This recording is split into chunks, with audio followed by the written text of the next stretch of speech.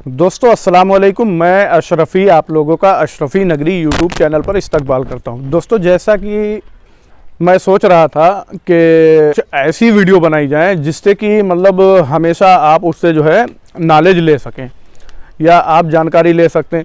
जैसे कि मान लीजिए जब हम पहली बार आस्ताना मखदूम अशरफ पे आते हैं तो सबसे पहले हमें क्या करना चाहिए, या फिर ऐसा कुछ कि मतलब जब हम अदालत के दौरान बैठते हैं तो हमें वहाँ पे क्या पढ़ना चाहिए और किस तरीके से अदालत करना चाहिए, या तो फिर जो है ये कि हम नीर शरीफ में किस तरीके से नहाएं।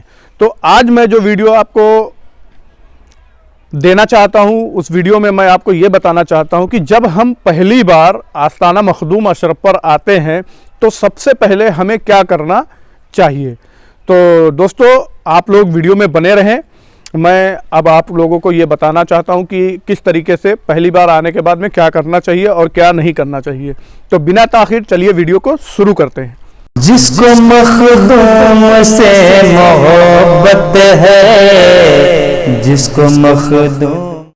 दोस्तों जैसे कि आप अपने घर से मखदूम साहब का नाम किसी और से सुनकर और जो है यहाँ पर आप किचौचा शरीफ के लिए रवाना हो जाते हैं और किचौचा शरीफ आते हैं, तो सबसे पहला काम जो होता है वो ये होता है कि आप जब अपने रूम पे या कहीं भी आके एक अस्थाई हो जाइए, अपना कोई जगह एक इख्तियार कर लीजिए और वहाँ अस्थाई हो जाइए। उसके बाद आप सबसे पहला काम ये करें कि जो आपके साथ में मरीज़ है उसको आप जो है नल पे या अपने रूम पे या जहाँ भी उसको नहला के पाक साफ़ कर लें, और पाक साफ़ करने के बाद में उसको नीर शरीफ पर लेके आएँ और नीर शरीफ पे लाने के बाद में उसको नहलाएं। अब यहाँ लोग ये भी बताते हैं कि आपको जो है 21 घड़ा नहाना है, 41 घड़ा नहाना है, 101 घड़ा नहाना है। तो यहाँ पे जो मेरा मानना है वो ये है कि हमको 21 या 101 ऐसे नहीं नहाना है, हमको बस इतना नहाना है कि वहाँ पे हमारी पूरी बदन जो है वो भीग जाए और हमारा गुस्ल हो जाए, बस इतना ही नहाना है। वो चाहे 101 घड़े में आपका पूरा हो रहा हो या फिर जो है एक घड़े में पूरा हो रहा हो, जितने में हो जाए उतने में आप कर लीजिए। ये हो गया पहला नियम जिसको आपको फॉलो करना है, ठीक है। और दूसरा ये होता है कि जब आप नहा लिए, सारा कुछ हो गया, उसके बाद में अगर अदालत का टाइम है, जैसा कि मैंने पिछली वीडियो में बताया भी है, अदालत का जो टाइम होता है वो बताया है। तो अगर आपको नहीं मालूम है तो मैं आपको फिर से बता देता हूँ, एक बार रिमाइंड कर देता हूँ कि जब आप यहाँ आए, अगर अदालत का टाइम है, जैसे मान लीजिए अदालत का टाइम जो है वो सुबह फजर के बाद से शुरू होता है और सुबह तकरीबन 7:30 तक होता है। तो उस दौरान अगर आप आ गए हैं तो आप वहाँ फिर अदालत बैठ जाएं। और दूसरा जो है टाइम है वो 10 बजे से लेकर 11 बजे तक है, तो उस टाइम में भी अगर आप हैं तो अदालत बैठ जाएं। और अगर उसके अलावा जो और तीसरा टाइम जो है वो शाम को 4 बजे से लेकर शाम को 7 बजे तक है, तो इस दौरान भी आप बैठ सकते हैं। शाम को 7 बजे तक नहीं, मान के ये चलिए कि मगरिब की जो नमाज अजान होती है, अजान तक आप बैठिए और उसके बाद में आप मस्जिद जाइए, नमाज़ पढ़िए, नमाज़ पढ़ के आप अपने रूम पर जा सकते हैं।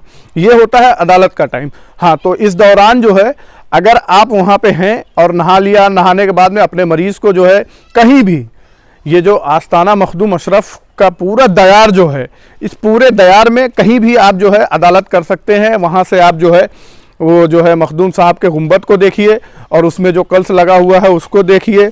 उसके बाद में जो है उसको देखने के बाद में जो है आप वहाँ पे अपना विनती प्रार्थना जो भी करना चाहते हैं वो आप हाथ उठा के उसको आप करिए कि मखदूम साहब हम आपके आस्ताने पे अपना मरीज़ लेकर हाजिर हैं और जो है हम आपके यहाँ आस्ताने पर जो है अदालत बैठे हुए हैं। तो अदालत बैठे हुए हैं, इसके एवज़ में आप हमारी सुनवाई कीजिए, हमारे ऊपर कार्रवाई कीजिए, अपने मुवक्किल के जरिए हमारा मरीज़ जो है आपके आस्ताने से शिफायाब होकर अपने घर वतन वापस जाए। इस तरीके से आप वहाँ दुआ कीजिए। और यहाँ पे बचना जो है वो भी मैं आपको बता देता हूँ बचना किस चीज़ों से है।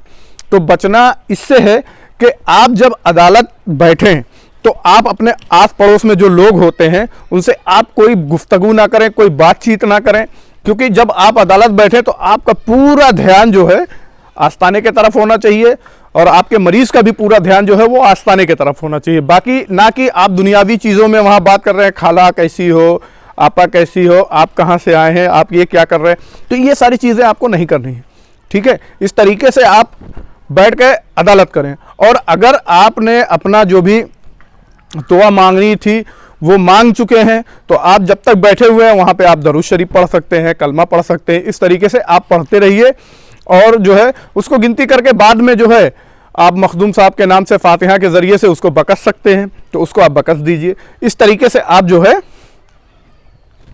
अदालत कर सकते हैं। और अदालत के बाद जो है तीसरा काम जो होता है वो ये है कि आप अगर आपका मरीज़ वहाँ या आप यहाँ रुकने की सोच रहे हैं कि हम यहाँ 2 दिन या 3 दिन या 5 दिन या 10 दिन रुकेंगे, तो एक छोटा सा काम आप और कीजिए कि आप अपने दिल में ऐद कर लीजिए, जिसको बोलते हैं चिल्ला। चिल्ले के लिए मैंने आपको एक वीडियो बना रखी है, चाहे तो आप उसको भी जाके आप मेरे चैनल पर विजिट करके देख सकते हैं। तो उसमें मैंने बताया है कि चिल्ले का असल मकसद क्या होता है और चिल्ला किस तरीके से किया जाता है, वो सारी चीज़ें मैंने वहाँ बताई है।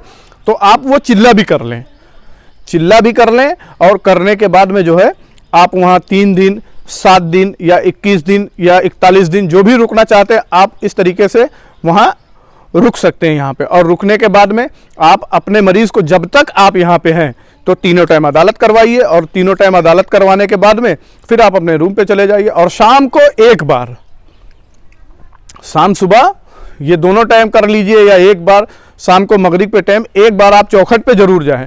चौखट अगर लेडीज़ है तो उसको चौखट तक ले जाएं, और अगर जेंट्स है तो उसे आस्थाने पर ले जाएं, वहाँ मज़ार जो है चूम कर और वहाँ खड़े होकर फातिहा पढ़ के आ जाए। अगर आपका मरीज़ जो है पूरी तरीके से डिस्टर्ब है, मेंटली डिस्टर्ब है, तो आप उसको मज़ार के ऊपर ना ले जाएं। अगर आप समझ सकते हैं कि उसका दिमाग अगर सही नहीं है, वो गंदगी कर सकता है या और कुछ हो सकता है, तो आप उसको ना लेके जाएं। बाकी अगर वो जाने के हालत में है तो आप उसको बिल्कुल लेके जाएं, मज़ार शरीफ चुमवा दें और वहाँ से कुछ फूल वगैरह लेके और जो है उसको खिला दें। तो इस तरीके से आप जो है वहाँ पे आपको जो है जब तक आपका मरीज़ को मतलब कोई सुनवाई नहीं होती तब तक यहाँ आप आस्थाने पे रुक सकते हैं। तो दोस्तों मैं ये सोच रहा था कि ऐसी सारी जानकारियों की एक और जो है सीरीज सी बना दूं, ताकि मतलब कब कैसे आए, कहाँ जाएं, क्या करें, तो इस सारी चीज़ों का मैं एक सीरियल बनाऊंगा।